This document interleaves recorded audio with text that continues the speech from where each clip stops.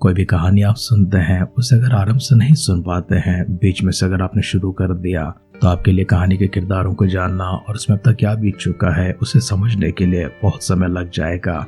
हो सकता है कभी कुछ ऐसी कहानी में कुछ किरदार इस प्रकार से होते हैं जो आरंभ में आते हैं उसके बाद दिखाई नहीं पड़ते हैं। कुछ घटना इस प्रकार से बीत जाती हैं उसके बाद बिल्कुल जगह नहीं लेती हैं। हम पवित्र शास्त्र में 66 ग्रंथों के अध्ययन को देख रहे हैं और इसमें शतकों कहानियां हैं, लेकिन एक भी कहानी दूसरे कहानी से बिल्कुल मेल नहीं खाती है। एक भी ग्रंथ दूसरे ग्रंथ से बिल्कुल मेल नहीं खाते हैं। ये सब पूरी तरह से भिन्न है, इसलिए इन सभी को आराम से अध्ययन करना, इन्हें सुनना और पढ़ना हमारे लिए महत्वपूर्ण है। अगर हम बीच में कहीं पर भी यहाँ वहाँ से चले जाते हैं, कोई भी कहानी हम समझ नहीं पाएंगे, किसी भी घटना को हम समझ नहीं पाएंगे और किसका पुत्र कौन है, किसका पिता कौन है, कौन सा देश क्या है और उस देश का राजा कौन है, राजधानी क्या है, इन सब को जानना भी बिल्कुल असंभव होता है। इसलिए हमारे दिन जिस प्रकार से राजाओं के ग्रंथ में समाप्त होकर इतिहास के ग्रंथ में चल रही है, हमारे कल के ध्यान में हमने वंशावली को देखा है और ये वंशावली आदम की यहाँ पर आरंभ होकर एदोमियों के पास में अंत होती है। एदोम कोई और नहीं है, इब्राहिम का संतान इसहाक और इसहाक के 2 संतान हैं, एसाव और याकूब। और वही एसाव एदोम के नाम से भी जाना जाता है, जिसकी वंशावली तक कल पहुंचे थे।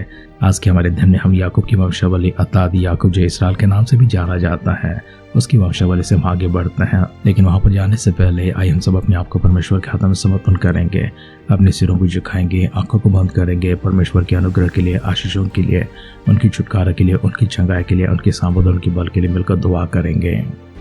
सर्वशक्तिमान पिता परमेश्वर, आपकी आशीषमान हाथ हमारे ऊपर रखने के लिए, आपकी कृपा दृष्टि परमेश्वर हमेशा हमारे पर होने के लिए, आपकी सुरक्षा कवच प्रभु जी हमारे चारों ओर रखने के लिए, पवित्र आत्मा का अभिषेक और अगुवाई प्रभु जी हमेशा हमारे संग रखने के लिए, आपके वचन प्रभु जी हमारे भीतर रखने के लिए आपसे पिता परमेश्वर हम नम्र गुजारिश रखते हैं। पिता परमेश्वर, आप हमारे साथ दीजिए, हमसे बातें भी कीजिए। महिमा गौरव प्रभु जी आदर सम्मान आप प्राप्त कीजिए। हमारे सारे परिजनों को आपकी दृष्टि में लेकर आते हैं, सभी को आपने छुआ है तंदुरुस्ती से भरा, इसके लिए धन्यवाद करते हुए आभार मन के साथ में हमारे उद्धारकर्ता हमारे प्रभु यीशु मसीह के नाम से इस प्रार्थना को मांगते हैं। सुन और कबूल कर पिता, आमेन आमेन आमेन।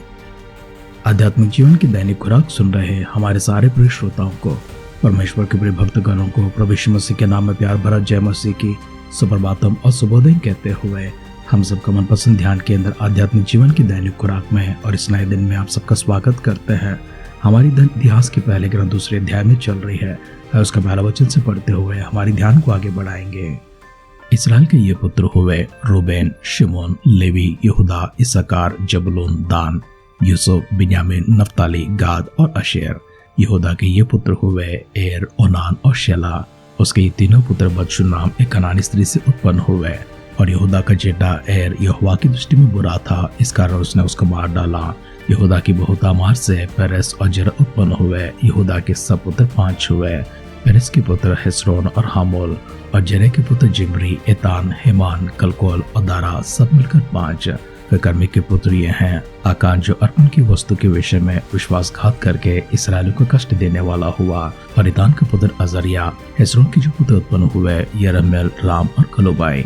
और राम से अमीनादाब और अमीनादाब से नशोन उत्पन्न हुआ जो यहूदियों का प्रधान बना।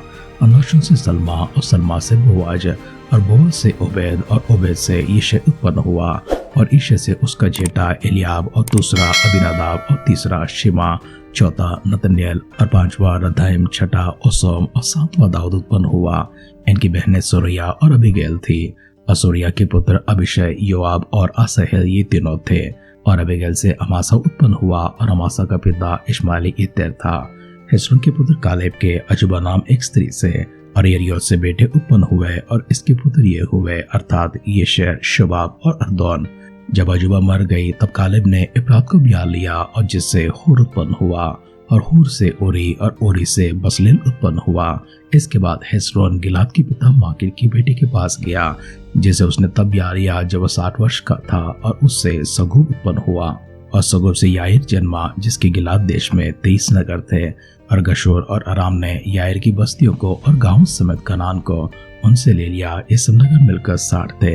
ये सब गिलाद के पिता माकीर के पुत्र हुए। और जब हेस्रोन कालेब प्रातः में मर गया तब उसकी अबिया नाम स्त्री से अशूर उत्पन्न हुआ जो तको का पिता हुआ।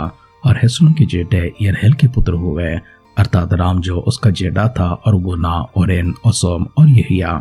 और यरेमेल की एक और पत्नी थी जिसका नाम अतारा था, वह ओनाम की माता थी।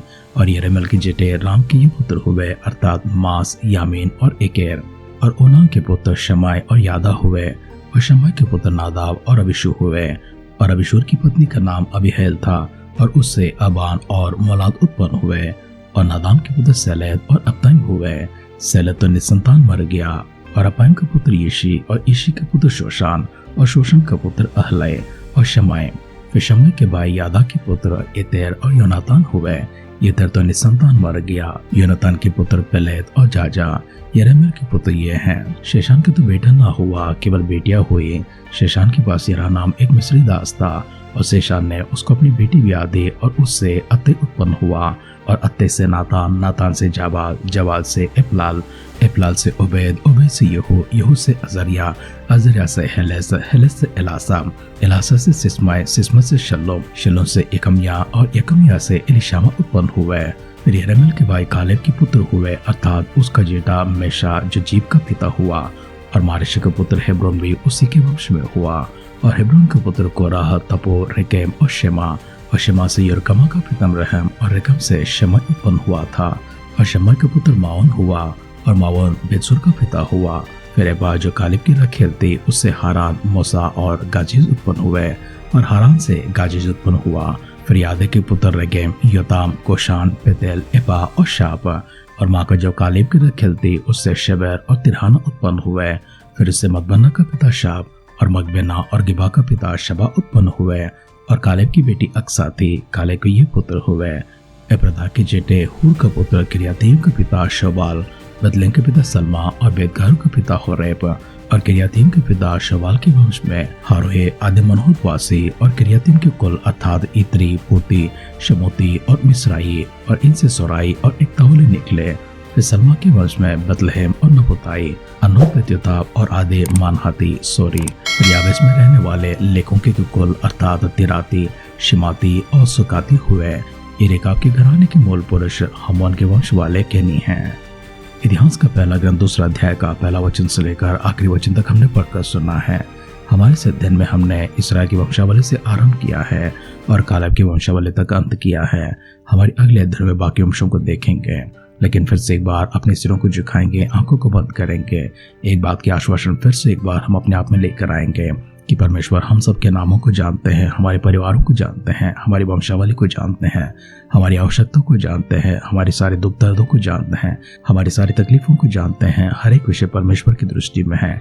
कोई भी ऐसी चीज नहीं है परमेश्वर से छिपी हुई है। इसलिए परमेश्वर की नजर जो आपके ऊपर है, और परमेश्वर की आत्मा जो आपके ऊपर मंडराते रहती हैं, और परमेश्वर जो अपने दाहिने हाथ आपके ऊपर बढ़ाए रखे हैं, और परमेश्वर का वचन जो आपके पास हमेशा लेकर आते हैं। आज आपसे बातें करते हुए फिर से एक बार अपनी ओर आकर्षित करना चाहते हैं, तो अपने सिरों को झुकाएंगे, आंखों को बंद करेंगे, विश्वास के साथ में परमेश्वर के दिव्य सानिध्य में अपने आप को समर्पण करेंगे। आइए मिलकर प्रार्थना करते हैं। सर्वशक्तिमान परमेश्वर, एक और बार इन शब्दों के लिए आपको धन्यवाद करते हैं। आपके आश्वासन जो हम तक पहुंचे है उसके लिए शुक्रिया अदा करते हैं। निरंतर परमेश्वर आप हमारे संग हैं, हमारे साथ चलते रहते हैं। पिता, आप कभी हमें छोड़कर नहीं जाते हैं, कभी ठुकराते नहीं हैं, त्यागते नहीं हैं। इन शब्दों के लिए फिर से एक बार शुक्रिया अदा करते हैं। वंशावली के माध्यम से कुछ जानकारी दी है, और साथ ही साथ प्रभु जी हमारी हिम्मत को, हौसला को और विश्वास को भी बढ़ा, इसके लिए आपको धन्यवाद करते हैं। हमारे सारे परिजनों को फिर से एक बार आपकी दृष्टि में समर्पण करते हैं। उनकी सारी आवश्यकता प्रभु जन तक पहुंचा दीजिए। तकलीफों को, मुसीबतों को उनसे दूर करने के लिए दुआ करते हैं। हम इसी प्रकार से आपके सानिध्य में आकर आपकी स्तुति करने, महिमा करने, आराधना करने, हम सबों को सजीवों की संख्या में, भाग्यवानों की संख्या में, आशीषमानों की गिनती में रखने के लिए दुआ करते हैं। अगर ऐसा ना तो प्रभु यीशु मसीह के बादलों के आगमन में हम सबको शामिल करने के लिए प्रार्थना करते हैं।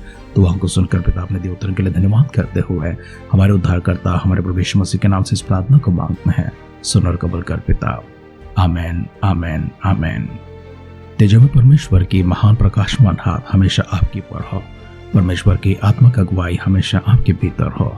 वचन परमेश्वर निरंतर आपके कानों तक पहुंचाते रहे। अपने आप को परमेश्वर आपके करीब रखे। हमारी सी दुआ और कामना के साथ आज के ध्यान कहीं पर समाप्त करते हैं। आप सुनते रहिए, सुनाते रहिए आध्यात्मिक जीवन की दैनिक खुराक। कल फिर मिलेंगे। अपना ख्याल रखिए, अपनों का ख्याल रखिए, दूसरों का भी ख्याल रखिए। God bless you.